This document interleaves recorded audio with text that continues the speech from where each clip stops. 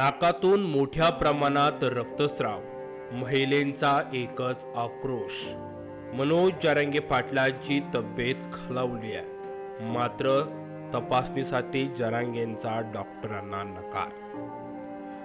मराठा समाजाला आरक्षण मिळावं आणि अधिसूचनेचं कायद्यात रूपांतर व्हावं या मागणीसाठी मनोज जरांगे यांनी उपोषण सुरू केलंय. 10 तारखेपासून त्यांनी आमरण उपोषण आणि जलत्याग उपोषणाला सुरुवात केली आहे. त्यांच्या उपोषणाचा आजचा 5वा दिवस आहे. मात्र त्यांची प्रकृती अत्यंत खालावली आहे. अन्न, पाणी, औषधही न घेतल्यानं त्यांच्या प्रकृतीवर विपरीत परिणाम होत आहे. त्यांच्या नाकातून रक्तस्राव होत असल्याची माहिती समोर आली आहे. मात्र उपचार घेण्यास जरांगे यांनी नकार दिला. सगळे सोयऱ्याच्या कायद्याच्या मागणीवर जरांगे पाटील ठाम आहेत. मनोज जरांगे पाटलांनी पाणी तरी घ्यावं अशी मागणी सर्वच मराठा बांधव करताना पाहायला मिळत आहे. आंतरवाली सराटीतील पंचक्रोशीतील सर्वच महिला या ठिकाणी एकत्रित आलेल्या असून मनोज जरांगे पाटलांना पाणी देखील घ्या अशी विनंती करतात. तर काही महिला अक्षरशः ढसाढसा रडताना पाहायला मिळतात.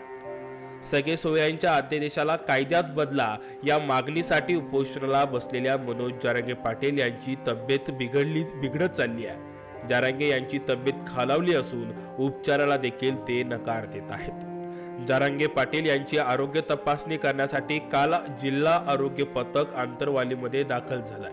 मात्र नाडी आणि बीपी तपासणी करण्यासाठी देखील जरांगे पाटील यांनी विरोध केला.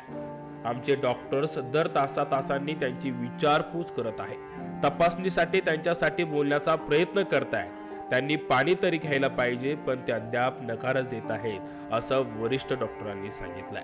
त्यांची तब्येत चिंताजनक होताच त्याचे पडसाद आता राज्यभरात उमटायला सुरुवात झालेली आहे. काल रात्री जालना जळगाव रोडवर टायर जाळण्यात आलं. आज हिंगोलीमध्ये बंद पुकारण्यात आलाय.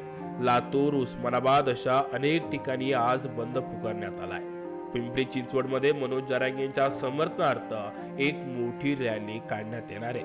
तर मालेगाव आणि संभाजीनगरमध्ये देखील बंदला चांगला प्रतिसाद मिळालेला आहे. महाराष्ट्रात विविध ठिकाणी याचे पडसाद उमटत आहेत. मात्र मनोज जरांगे पाटील यांची तब्येत खालावल्यानं चिंता व्यक्त केली जाते.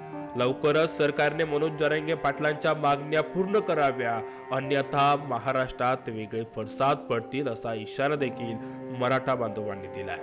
मनोज जरांगे पाटलांनी पाणी तरी घ्यावं अशी मागणी महिला मोठ्या प्रमाणामध्ये करतायत. मात्र मनोज जरांगे पाटील आपल्या भूमिकेवर ठाम आहे.